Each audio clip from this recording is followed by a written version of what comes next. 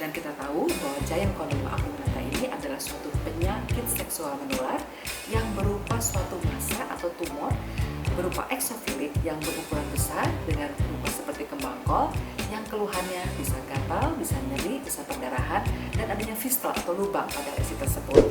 Jadi giant condyloma acuminatum atau GCA atau juga dikenal dengan tumor Busch-Lowenstein itu adalah suatu jenis karsinoma verrucosa yang pertama kali dideskripsikan oleh Busch dan Lowenstein pada tahun 1925. Nah, hal ini itu adalah bentuk langka dari SCC atau karsinoma sel squamosa yang paling sering ditemukan pada glans penis, kulup atau daerah perianal, tapi juga dapat ditemukan di daerah anogenital lainnya seperti pada vulva, vagina, ataupun kandung kemih.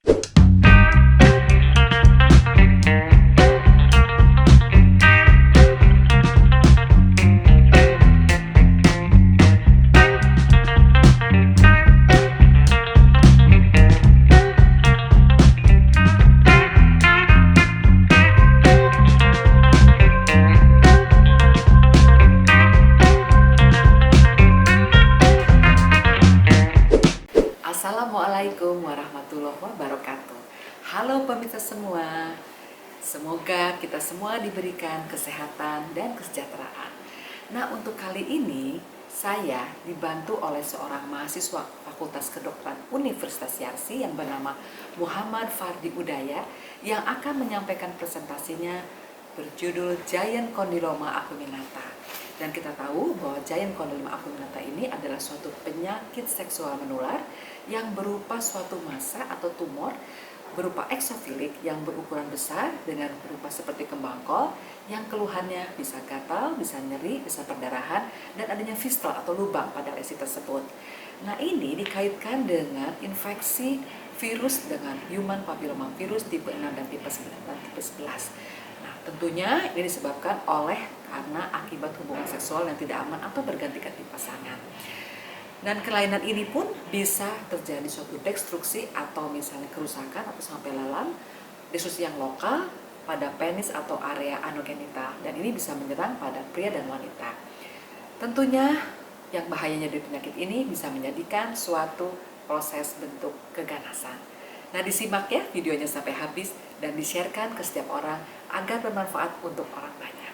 Silahkan diikuti. Baik, bismillahirrahmanirrahim. Assalamualaikum warahmatullahi wabarakatuh. Perkenalkan, nama saya Muhammad Fardi Udaya dari RS Garsi. Hari ini saya akan mempresentasikan referensi dengan judul Giant Condyloma acuminata. Sebelumnya, terima kasih pada Dr. Nenden yang telah bersedia hadir pada sore hari ini dan juga kepada teman-teman sekalian. Baik, langsung saja. Jadi, giant condyloma acuminatum atau GCA atau juga dikenal dengan tumor Busch-Lowenstein itu adalah suatu jenis karsinoma verrucosa yang pertama kali dideskripsikan oleh Busch dan Lowenstein pada tahun 1925. Nah, hal ini itu adalah bentuk langka dari SCC atau karsinoma sel squamosa yang paling sering ditemukan pada glans penis, kulup atau daerah perianal, tapi juga dapat ditemukan di daerah anogenital lainnya seperti pada vulva, vagina, ataupun kandung kemih. Untuk epidemiologinya sendiri itu lebih sering ditemukan pada pria daripada wanita, dan juga sering terjadi pada laki-laki yang tidak disunat di bawah usia 50 tahun, dan jarang terjadi pada anak-anak. Angka kejadiannya itu lebih tinggi pada pria yang berhubungan seks dengan pria homoseksual, dan juga pria biseksual. Nah, untuk etiologinya sendiri itu disebabkan oleh virus HPV strain 6 dan 11, yang mana ini tuh ditemukan pada 90% kasus pada pasien tanpa komorbiditas lain dan juga pasien dengan kondisi imunosupresi. Selain itu juga ada beberapa faktor risiko yang dapat menimbulkan si GCA ini, seperti contohnya hubungan dengan banyak pasangan seksual, terus infeksi genital yang kronis, hygiene yang buruk, serta defisiensi imun. Nah, untuk patofisiologinya secara singkat, jadi kan si giant condyloma ini kan dia karena penularan dari virus HPV strain 6 dan 11. Nah, si strain ini tuh dia mengkode urutan DNA yang nanti dipakai untuk menghasilkan protein E6 dan E7.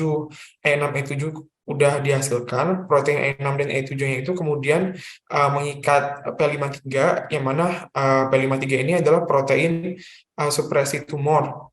Nah, setelah diikat, kemudian P53 ini mengalami percepatan degradasi. Nah, karena dia lebih cepat degradasi, kemudian eh, dia karena dianya degradasi, jadi sel-sel epitelial itu mereplikasi tanpa terkendali, dan kemudian terjadi mutasi DNA yang nantinya dia bisa mengakibatkan ketidakstabilan kromosom, dan akhirnya dia bisa bertumbuh secara abnormal dan membentuk si giant condyloma pinnata ini.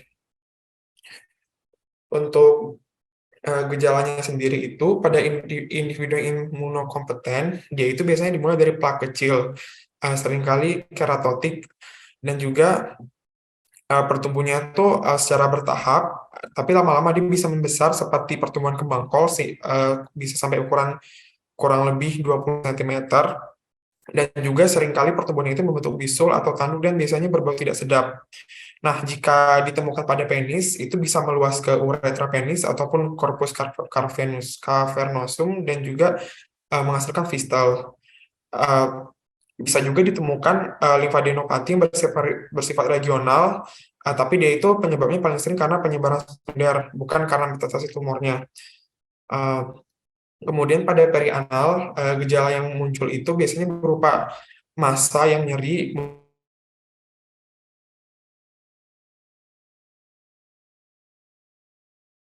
kemudian perdarahan, ada fistel di zona transisi antara mukosa anus dan permukaan kutaneus dan tubuh perlahan ke arah luar.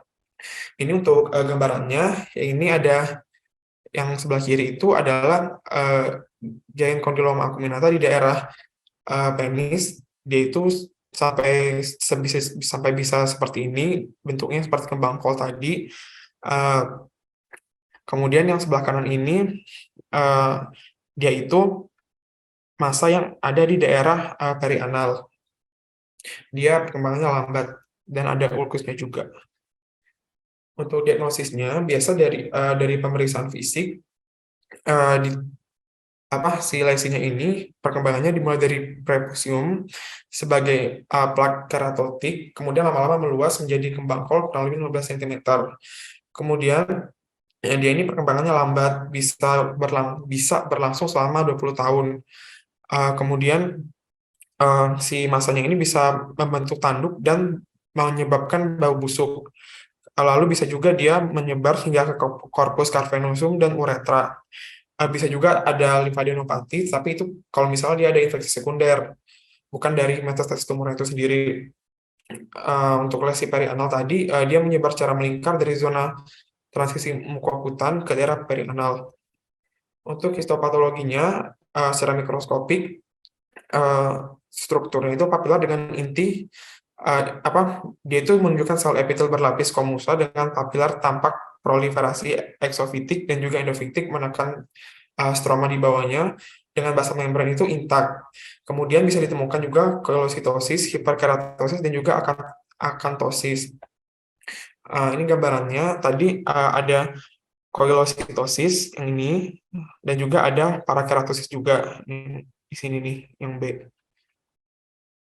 Untuk tata laksananya sendiri, secara pemilihan pengobatannya itu bisa eksisi bedah luas, kemudian bisa juga diberikan kemoterapi topikal atau intralesi atau oral dengan fluorouracil, podofilin, cidofovir, interferon, dan juga imiquimod. Kemudian bisa juga diberikan kemoterapi sistemik seperti bleomycin, cisplatin, dan juga leucovorin. Ini gambaran setelah dilakukan tindakan yang tadi eksisi. Yang A ini gambaran sebelum dilakukan operasi, kemudian sesaat setelah operasi, dan juga ini 3 minggu setelah dilakukan operasi. Nah, jadi masanya itu udah tidak kelihatan. Untuk komplikasinya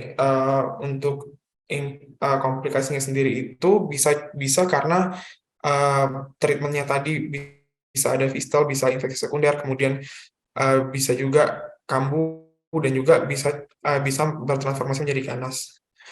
Untuk prognosisnya, kalau misalnya uh, tidak dirawat dengan benar, dia itu bisa berakibat fatal karena dia itu bisa merusak secara lokal, kemudian bisa meluas dan mengikis organ panggul di struktur kerangka. Kemudian untuk angka kekambuhannya sendiri itu sebesar 68% dan sebanyak 56% itu bisa bertransformasi menjadi ganas. Mungkin itu saja dari saya. Terima kasih. Nah, pemirsa, dengan demikian tadi apa yang disampaikan oleh Muhammad Hidayat tentang bagaimana penyakit giant kondiloma acuminata semoga bisa bermanfaat, dan yang penting kita harus menghindari agar tidak terkena penyakit ini. Dan jangan lupa di subscribe, like, share, dan komen. Kita ikuti video yang lainnya. Bye.